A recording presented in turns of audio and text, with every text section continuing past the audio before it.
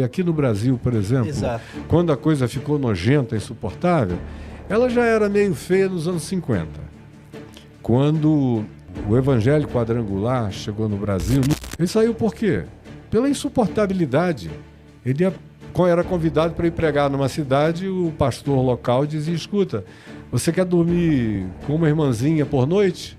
Eu providencio uma irmãzinha para te aquecer toda noite, lá no hotel onde você vai ficar. Sim, não dá nem para acreditar no negócio desse. Não, pelo amor de Deus, mas tá em toda parte. Esse é o bastidor dos congressos mais fervorosos evangélicos, é assim, né, cara? É assim, o bastidor de alguns congressos espirituais é assim. Tudo hipocrisia, exatamente como nos dias de Jesus. O que isso fez em mim foi me produzir um desassombro absoluto em relação ao que o povo chama de sobrenatural. Sobrenatural não me assusta, não me apavora, não me diz nada, eu encaro qualquer que seja. Hoje em dia o que está assustando mais é a naturalidade humana, né? Dentro da religiosidade. É ver a perversidade humana, é ver os diabos humanos. Os diabos humanos. Os diabos humanos que estão para todo lado são os bichos mais horrorosos e nojentos, mais sutis e demoníacos. Porque os demônios, ou os anjos, ou qualquer que seja a natureza espiritual das coisas, que com atitude ou postura espiritual se manifestam, carregam uma certa obviedade de sobrenaturalidade. Sim. Agora, quando você encontra esses muitos Judas, acerca dos quais se dizia o diabo entrou nele, e aí está cheio deles nos púlpitos, estão se candidatando à liderança política do Brasil, querem ser presidentes, prefeitos, um monte de coisa maligna, usando o nome de Jesus mentirosamente, ensinando tudo que é anti-evangelho.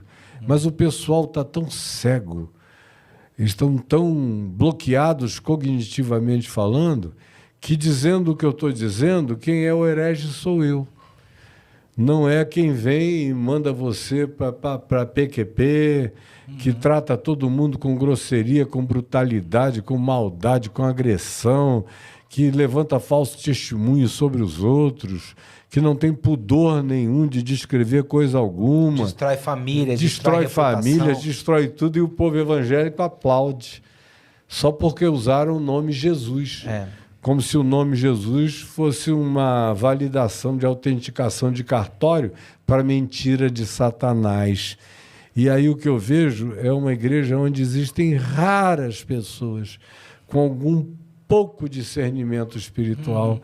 A maioria se entregou completamente à lavagem cerebral e à manipulação satânica, como Paulo diz em 1 Coríntios 10, quando ele diz: vocês pensam que os sacrifícios de Israel no deserto foram oferecidos a Deus? Eu digo a vocês que não. Os sacrifícios que Israel ofereceu no deserto foram oferecidos a demônios. Isso é uma coisa tão braba que o pessoal não quer nem ler, passa batido. Porque eles não querem ter que exercer discernimento. E quando eu me converti, sob a tutela, os auspícios e a mentoria de um homem santo, lúcido, lindo, que foi o meu pai, cheio do Espírito Santo e de sabedoria, ele me disse: olha, meu filho, não procure dons tolos. Não se impressione com nenhuma tolice. Falar em línguas é bobagem.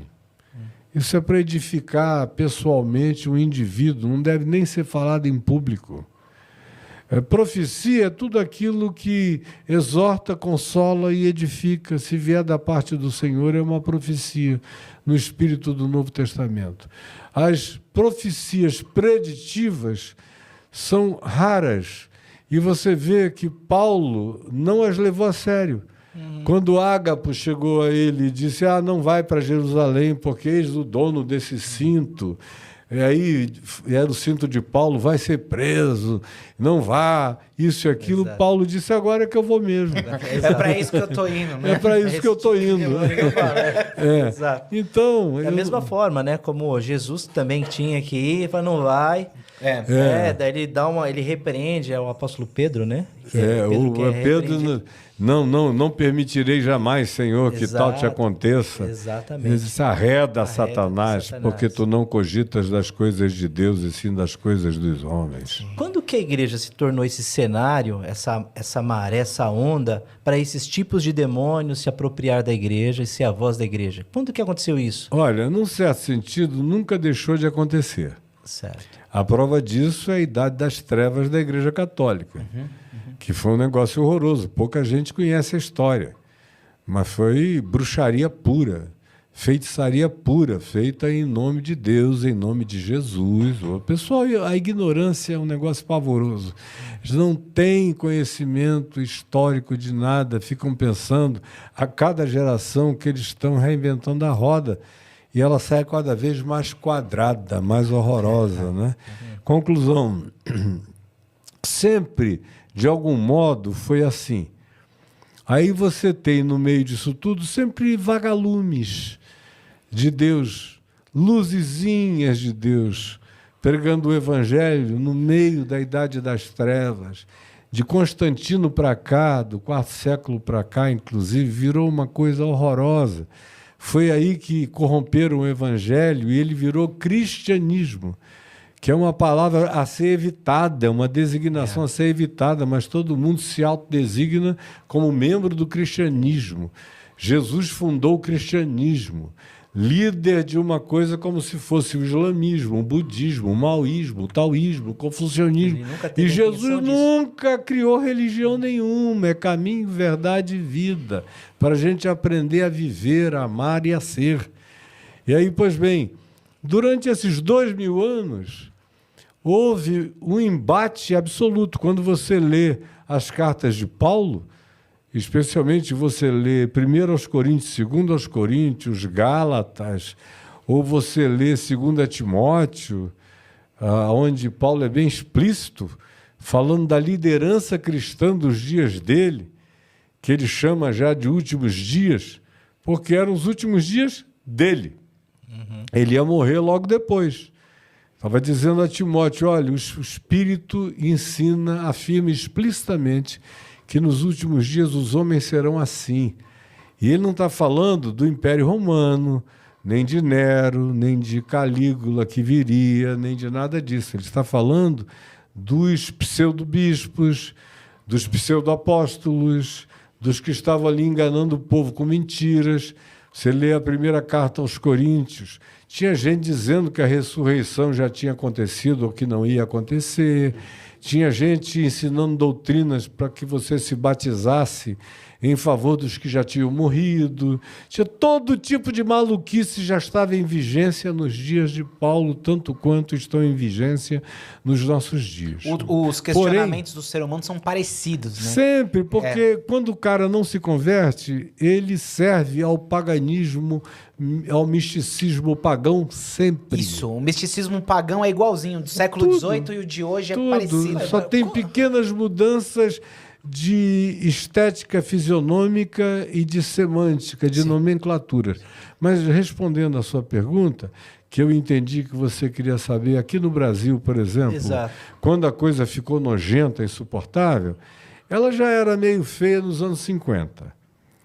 Quando o Evangelho Quadrangular chegou no Brasil, nos Estados Unidos, a fundadora, a irmã Amy, lá nos Estados Unidos, do Evangelho Quadrangular, é aquela que começou bem, fazendo milagres sinceros, e aí depois surtou.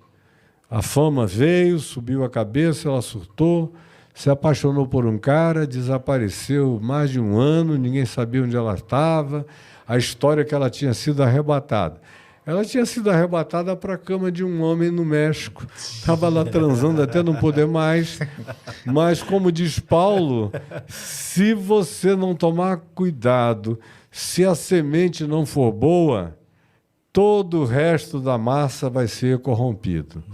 Conclusão, tem muita gente boa no Evangelho Quadrangular. Eu estou cheio de bons amigos no Evangelho Quadrangular, mas a estrutura da igreja... Pergunta ao Carlos Alberto Quadros Bezerra, que saiu de lá, o pai, que já está idoso, com 80 anos. que eu conheço a minha vida inteira. Da Comunidade da Graça. Ele tem 80, eu tenho 70. Conheço a vida toda. Ele saiu por quê? Pela insuportabilidade. Ele era convidado para ir pregar numa cidade, o pastor local dizia, escuta, você quer dormir com uma irmãzinha por noite? Eu providencio uma irmãzinha para te aquecer toda noite, lá no hotel onde você vai ficar. Sim. Não dá nem para acreditar no negócio desse. Não, pelo amor de Deus, mas está em toda parte. Esse é o bastidor dos congressos mais fervorosos, eu não sei nem evangélicos, se no, é assim, se no né, rock cara? É assim, o bastidor de alguns congressos espirituais é assim. Tudo hipocrisia, exatamente como nos dias de Jesus. Não mudou absolutamente nada. Os mesmos que mataram Jesus são os que estão matando o evangelho hoje. São os que jogam pedra nos remanescentes da palavra sincera e verdadeira. É a mesma história se repetindo. Nos anos 50, nós tivemos um fenômeno mundial que já vinha desde os anos 30, mas se tornou um fenômeno mundial nos anos 50, que foi o Billy Graham. E o Billy Graham organizou o evento da Alemanha de evangelização, que fez um bem muito grande, gerou uma renovação de consciência em muitos cristãos na Terra. Aí depois os eventos dos anos 60, até que veio o grande evento de 74, que foi o primeiro congresso do Comitê de Lausanne, e que foi marcante.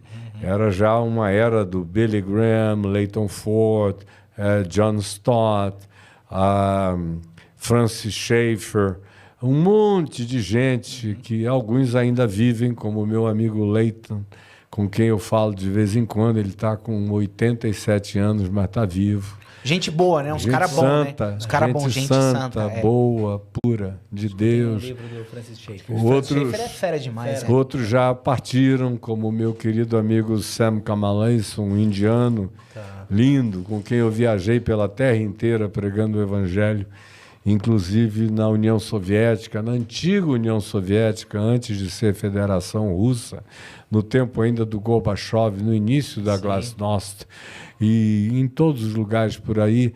Nós vivemos dos anos 50 até mais ou menos metade dos anos 90, um período razoável. Nos anos 70 e 80, eu cheguei a crer que a igreja iria dar uma virada para o bem, que a gente iria ter uma maioria de bondade se manifestando. Nessa época, o cristão ainda era sinônimo de integridade, né?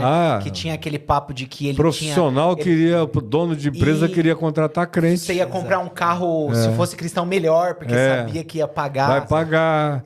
O dono de empresa dizia, por favor, pastor, me arranje alguém da sua igreja para trabalhar para mim, que eu sei que não vai roubar, vai chegar na hora. Tinha ética, eram pessoas íntegras, não eram malandros.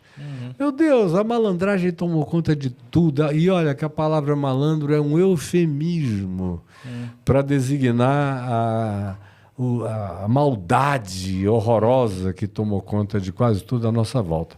Mas, pois bem, aquela descrição de Paulo em 2 Timóteo, no capítulo 3, nos últimos dias os homens serão, aí ele descreve aquele nível de criatura. Ele não está falando para o Império Romano, ele está falando com Timóteo para dentro da igreja, porque já estava podre. Ele mesmo diz no capítulo 4 de 2 Timóteo, todos me deixaram. Demas, tendo amado o presente século, me abandonou. Alexandre, o latoeiro, que era membro da igreja, causou-me grandes males. Na minha quando eu fui a primeira vez levado à corte, ninguém da igreja apareceu em meu favor. Olha só em Jerusalém, quando ele foi preso. Tiago antes tinha dito a ele, vê, irmão, quantos milhares de milhares entre nós seguem ao Senhor e como muitíssimos sacerdotes obedecem à fé. Já era um híbrido de perversão de judaísmo com uma fé no evangelho que já não era tão genuína quanto deveria ser. Já tinha havido uma hibridização pervertida, tinha uma monstrificação em processo. Aí, quando veio a ordem para prenderem a Paulo, se não fosse o sobrinho dele ter dito a ele: foge, porque eles juraram que vão te matar, que não vão comer, vão jejuar até conseguir te assassinar. Pede refúgio aos romanos, foi por isso que ele pediu como cidadão romano. Exato. E foi escoltado até Cesareia Marítima. Do contrário, teria sido morto em Jerusalém. Quem levantou a voz em favor dele na igreja de Jerusalém? Estava todo mundo tão confortável, com os sacerdotes aplaudindo, e com isso e com aquilo, que ninguém teve coragem de levantar a voz para proteger a Paulo. Então, a corrupção é antiga, tão antiga quanto o Éden. Mas no Brasil, a gente teve alguns anos bons. Eu reputo a década de 70 como uma das mais lindas, onde houve algumas das conversões mais maravilhosas e algumas das influências mais profundas. Década de 80, eu tive uma certeza quase palpável no meu coração de que a igreja iria se converter ao Evangelho. Eu, pelo menos, me dedicava de manhã, de tarde, de noite, pregando 700, 800 mil vezes no ano. Pregava 13, 15 vezes por dia para multidões e multidões, e vinham gente, pessoas aos milhares, me ouvia. Às vezes, no mesmo dia, eu visitava 10 cidades diferentes, naqueles teco-teco dos meus amigos que iam descendo em pistas de barro. Caramba, aí 7, 10 mil pessoas, a cidade inteira ia me esperar no aeroporto para eu pregar, e entrar no avião de novo, descer em outro lugar. Meu Deus, nos anos 90, no início, também coisas aconteceram, mas nos anos 90 a gente já tinha a Universal comprando a Record, o dinheiro de natureza totalmente escusa, não apenas da exploração dos crentes, como o Macedo chegou a me dizer. Jesus aqui só serve na placa da minha igreja. Aqui dentro é proibido pregar o evangelho no púlpito porque dá azar. Pregar o evangelho para as pessoas faz as pessoas ficarem boas. Faz com que elas queiram dar dinheiro para o pobre, para o necessitado, para o aflito, para o angustiado, para o caído na rua. Faz com que elas fiquem querendo abrir centros de recuperação para drogados. Para mim, ele não foi um recado, fui eu e ele, mais próximos do que eu estou de você. Eu vi ele criticando o milagre de Jesus de transformar água em vinho. Para que aquilo? Para que aquilo? Foi um negócio meio bobo, assim, que não precisava. É como esse menino que está aí querendo ser prefeito da cidade, que é uma coisa tenebrosa para o meu discernimento espiritual, dizendo: não, Jesus só ensinou sobre dinheiro para a gente tomar cuidado com o dinheiro, senão ele encontra o caminho do nosso coração. Ele só advertiu acerca de Mamon porque ele era solteiro. Porque se Jesus fosse... Está gravado, meu irmão, não é memória minha, não, é só procurar na internet. Está lá dito, se ele fosse casado, tivesse filhos, o negócio dele ia ser grana. O evangelho seria diferente se Jesus tivesse sido casado. Aí fica todo mundo embasbacado com uma pessoa dessa natureza que, para mim, é para botar a mão na cabeça e expulsar o espírito maligno em nome de Jesus, sinceramente. É perverso aquilo. Uma vez eu conversei com um cara desse, e o problema deles é que eles acham que eles são cristãos e que entendem tudo de Jesus. E aí eles acham que houve novas revelações depois de Jesus. Isso é que é o problema. Jesus não basta. E aí eu citei aquele texto quando Jesus fala do buraco na agulha, que é mais fácil passar um camelo no buraco na agulha do que um rico entrar no reino dos céus, né? E aí o pessoal agora tem aquela falácia no sentido de falar assim, não, a agulha não é uma agulha. Mas não tem um problema. O que o texto está querendo... Tanto faz, não muda o sentido do texto. Porque a agulha lá da porta estreitinha... Do mesmo jeito é difícil passar um camelo. O camelo não passa também, meu mano. Tanto faz se era uma agulha do tipo que a gente conhece hoje. De costura, de um alfaiate, ou se a agulha da muralha, ela era feita para só entrar gente que se abaixasse, se curvasse. E um camelo não passa, não cabe. Você chega, por exemplo, hoje na Igreja da Natividade em Belém, Tem agulha lá até hoje.